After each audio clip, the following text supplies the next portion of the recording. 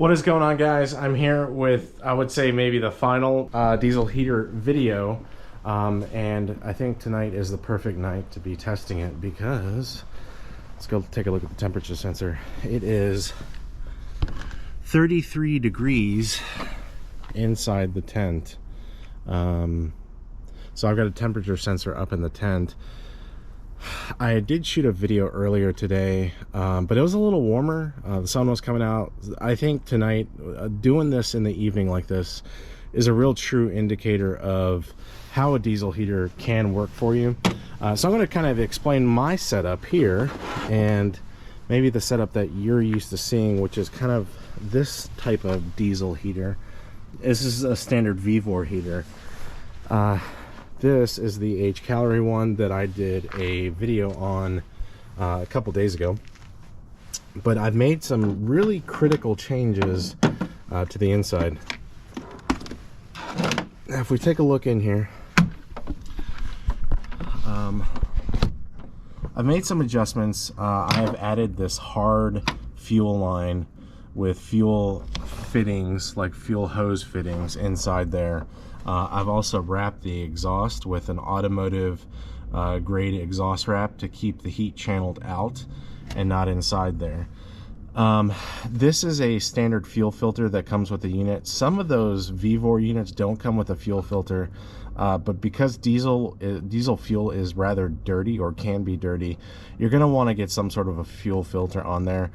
This is the one that I've got coming on Saturday, which I'm going to try to get it installed on Sunday, and then I'm going to be pretty much done with this. So I actually swapped in an 8kW VEVOR unit. You don't have to do that, but I did upgrade to a larger heater in here. Now, if you look on the rear duct, I installed a 5-inch inlet for this hose. This is a rather large intake hose. If you look at this picture over here to the left, the inlet for the air to go in is about 4.5 inches, so I had to get a 5-inch bell mouth housing to mount this to. Now what that does, if you think about it, when you're outside, the air is like super cold, so the air is coming in. It's got to heat up through this little heat exchanger inside. I'm going to put a little graphic up here. So the heat has the, or the air has to come in, heat up inside this, and then ultimately go back into the tent. Now, if you think about it, if you're starting with warm air and then you're bringing warm air in, it's heating up, and then it's just kind of going in a circle, right? It's not really having to work harder to heat up that air that's going into the unit. So I did a test earlier today, and it worked really, really well. But like I said, the temperature was a little bit higher than I would like for a test like this. So right now it's 33 inside the tent. This is pretty cold, or it's pretty cool. I mean, there's no wind, which is nice, but this is a colder night, I would say, for Georgia. And most of you guys that are probably watching are probably in a similar type of climate. But yeah, you know, when it comes to diesel heaters, the other thing that you need to know is that when you buy a unit like this, in the last video I talked about how certain diesel heaters are, you know, you got the high-end ones, right? You got the $1,000 German ones like the Webasto, and then I forgot the other name. I'll put it right here. Those units are like $1,000 and higher, right, before any accessories. And some of the components that they use are going to be better, like the fuel pump. I've had a fuel pump fail on one of the units that I bought. I bought three units from different brands. This fuel pump had failed. Luckily I had a spare, and I swapped it into that one, and this is my other one that I'm working on. But overall, when it comes to diesel heaters, when you're spending between $100 to $200 to $300, they're all going to be pretty much the same. They're all going to be Chinese diesel heaters. I wouldn't be too concerned with like one being better than the other. Now I will say, when it comes to controllers, from what I've seen, there's like 3 types of controllers. The blue controller is going to be the newer, better controller. I don't have one with that, but they all use similar connectors. If you look in here, the way a diesel heater is set up is there is a fuel pump, which is right here. You've got the heating unit, and you've got the fuel source, right? Then you've got your power source for 12 volt. Some of them are different. Some of them have the, let me go grab the the other VEVOR.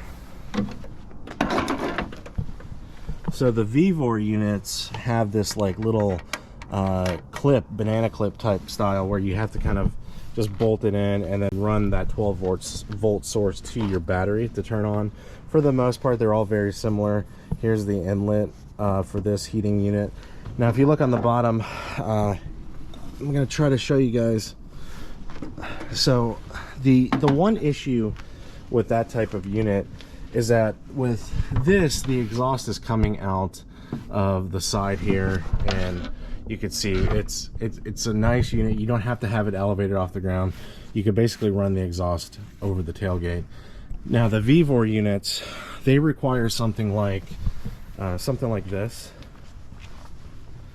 to where like a tire table to hang it off. You got a hole, the exhaust runs down.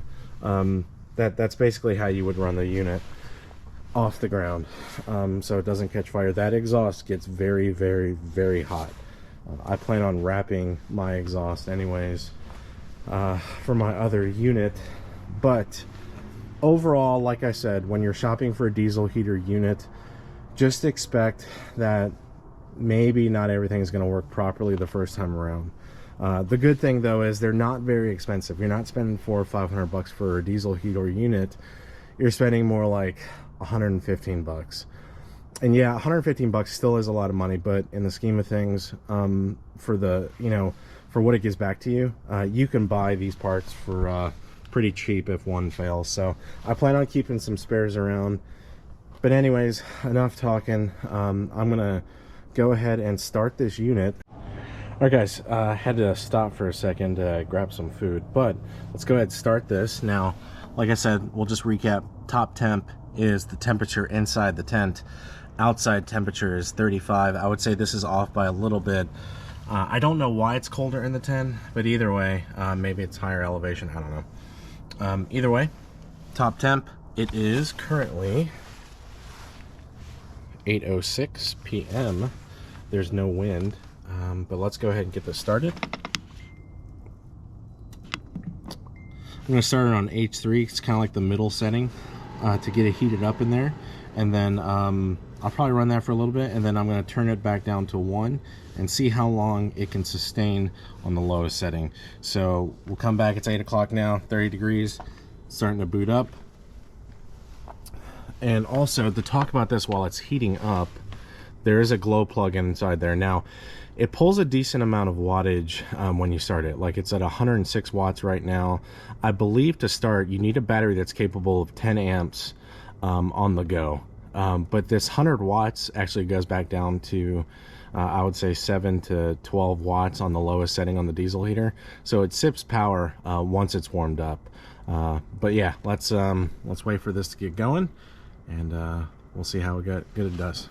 All right guys, we are at almost 1 hour into this test, and we are up to almost 70 degrees inside the tent. Now I have turned it down to the lowest setting, so you can hear it's barely, the fuel pump is barely ticking away. So what we're gonna do, it is 9 o'clock. It is pretty nice and toasty up in the tent. So what I'm gonna do is I'm gonna leave this running. It's only pulling 8 watts from the battery. I'm gonna leave this running. It's a little warmer. It says 37 out here, but it's actually colder because it's sitting right next to the heater. So I'm gonna put this over here. It is 9 o'clock. I'm gonna come back in an hour and see if the temperature can hold 66 inside the tent, or maybe even get a little bit warmer with it being on the lowest setting. Now, the thing that you got to remember about diesel heaters is the higher you turn it up, the more ticks are going to go through the fuel pump, meaning it's going to process more fuel. You could run out of fuel like we did at 5 o'clock in the morning last weekend. I had to turn up to like level 5, because I didn't have this. This was not pulling in warm air. It was pulling in frigid, like 20-degree air, trying to cool it or trying to heat it up. And the fuel only lasted till 5 in the morning, and I had no extra diesel, so we were kind of screwed. But at level 1, it'll easily last all night into the morning.